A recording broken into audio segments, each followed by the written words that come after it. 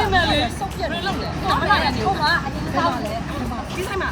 ဒီဆိုင်လားယူချလာတယ်တဲ့ဒီဆိုင်ကိုမျက်နှာလာပြီအေးလာမလာလာ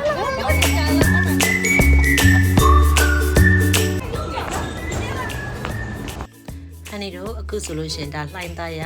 တပင်ရွှေထီလန်းက JM Beauty House ကိုရောက်ရှိနေတာဖြစ်ပါတယ်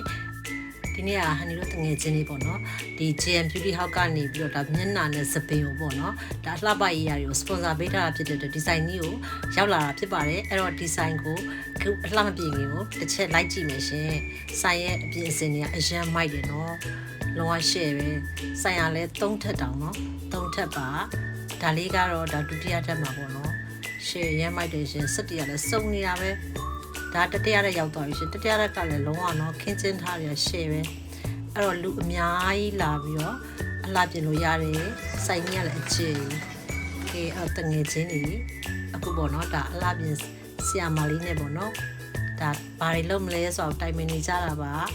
အားလုံးကတော့မျက်နှာကြီးလုပ်မယ်စပင်းတွေပေါင်းတင်မယ်ပေါ့နော်ကဲစပြီးမျက်နှာလေးလုပ်ပါပြီလို့ဒါလေးကမျက်နှာလေးကို cleansing လုပ်တာပါလို့အဲ့တော့ဆိုင်ရဲပေါ့နော်ဒါပြုပြင်တဲ့ဒါလုပ်ပေးတဲ့ပုံစံလေးတွေဒါတစ်စင်းချင်းရိုက်ပြပေးထားတာပါရှင်ဒါကြီးချွတ်ပေါင်းတင်မှာပေါ့နော်ကြီးချွတ်ပေါင်းတင်တယ်ပြီးတော့မျက်နှာနှိပ်တယ်ပြီးတော့စားဝတ်ချက်တွေလည်းထုတ်ပေးသေးတယ်ရှင်ကဲမျက်နှာတွေကိုဒါကတော့ရှင်ကြီးနဲ့ကပ်ပေးရပါတော့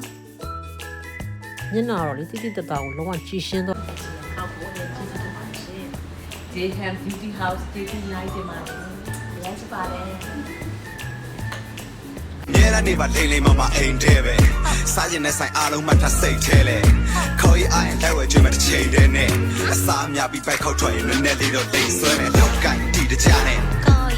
ဘယ်နေရာမှဆို ACP တဲ့နှကန်းလေးကိုအနမ်းပေးသလိုထော်ပြီးတော့1 2 3ခေါ်ကြည့်မယ်